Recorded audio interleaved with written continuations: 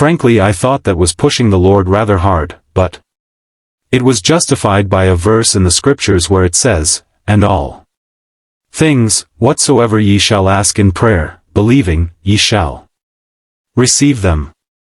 Matthew 21 verse 22, that means when you pray for something, at the same time visualize what you pray for. Believe that if it is God's will and is worthwhile, not selfishly sought after, but for human good, that it is at that moment given you.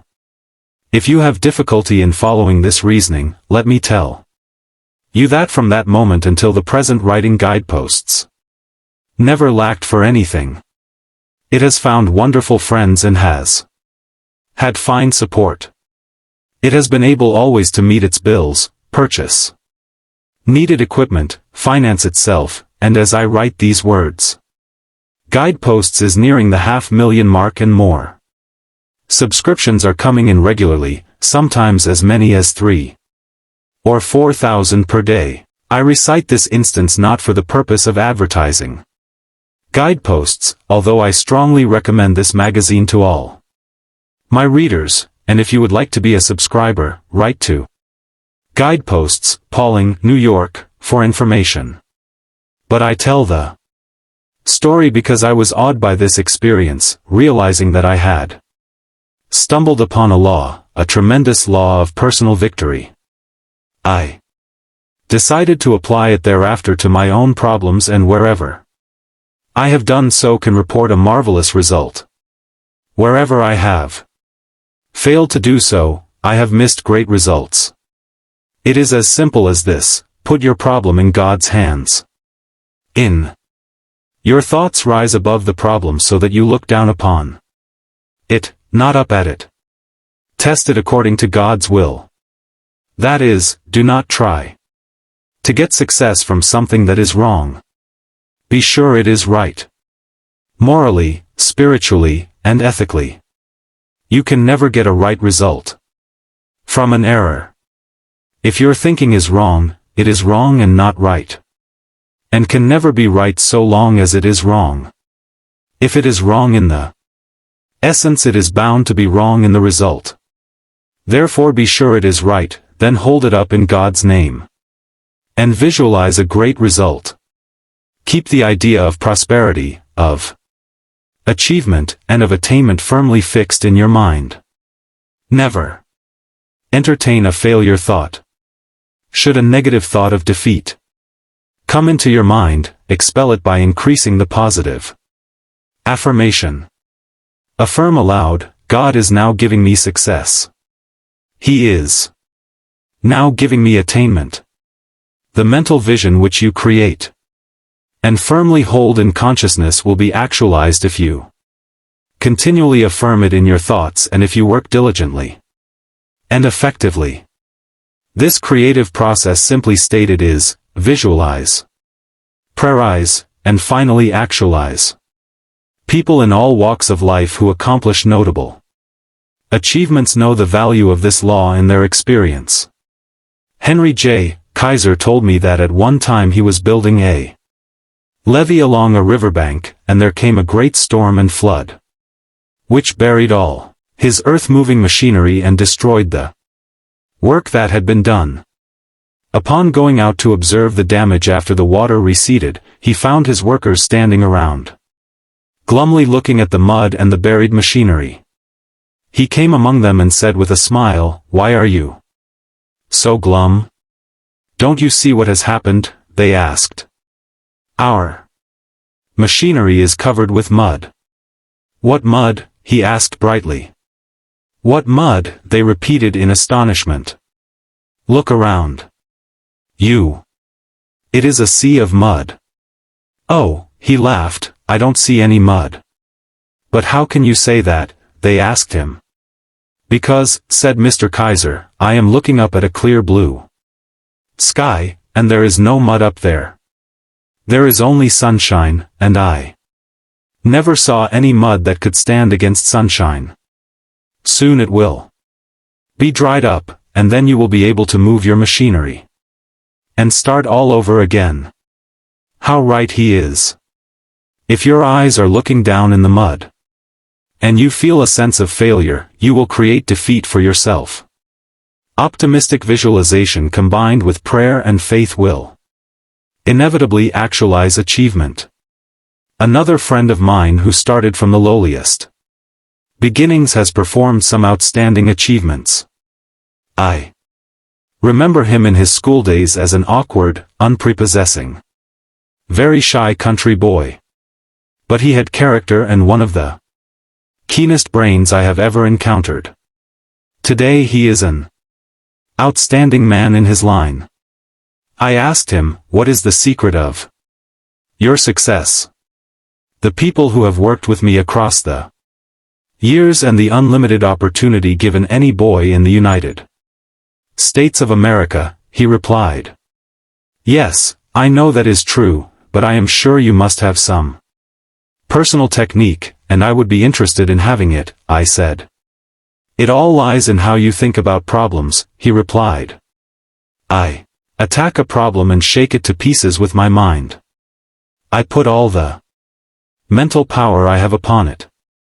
Second, I pray about it most sincerely. Third, I paint a mental picture of success. Fourth, I always ask myself, what is the right thing to do, for, he said, nothing will be right if it is wrong. Nothing that is wrong will ever come out right. Fifth, I give it all I've got.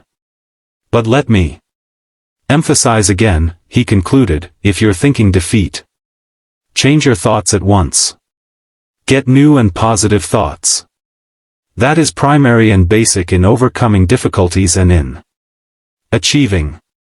At this very minute, as you read this book, potential ideas are in your mind. By releasing and developing these ideas you can solve your financial problem, your business situation, you can care for yourself and your family, and attain success in your ventures. A steady inflow and practical use of these creative thoughts can remake your life and you along with it. There was a time when I acquiesced in the silly idea that there is no relationship between faith and prosperity, that when one talked about religion he should never relate it to achievement, that it dealt only with ethics and morals or social values. But now I realize that such a viewpoint limits the power of God and the development of the individual. Religion teaches that there is a tremendous power in the universe and that this power can dwell in personality. It is a power that can blast out all defeat and lift a person above all difficult situations. We have seen the demonstration of atomic energy. We know that astonishing and enormous energy exists in the universe. This same force of energy is resident in the human mind. Nothing on Earth is greater than the human mind in potential power. The average individual is capable of much greater achievement than he has ever realized. This is true regardless of who is reading this statement. When you actually learn to release yourself, you will discover that your mind contains ideas of such creative value that you need not lack anything. By the full and proper use of your power stimulated by God power, you can make your life successful. You can make just about anything of your life, anything you will believe or will visualize, anything you will pray for and work for. Look deeply into your mind. Amazing wonders are there. Whatever your situation may be, you can improve it. First, quiet your mind so that inspirations may rise from its depths. Believe that God is now helping you. Visualize achievement. Organize your life on a spiritual basis so that God's principles work within you. Hold firmly in your mind a picture not of failure, but of success. Do these things and creative thoughts will flow freely from your mind. This is an amazing law, one that can change anybody's life including your own. An inflow of new thoughts can remake you regardless of every difficulty you may now face, and I repeat, every difficulty. In the last analysis, the basic reason a person fails to live a creative and successful life is because of error within himself. He thinks wrong. He needs to correct the error in his thoughts. He needs to practice right thinking. When the 23rd Psalm says, He leadeth me in the paths of righteousness, it not only means the paths of goodness, but the paths of right-mindedness as well.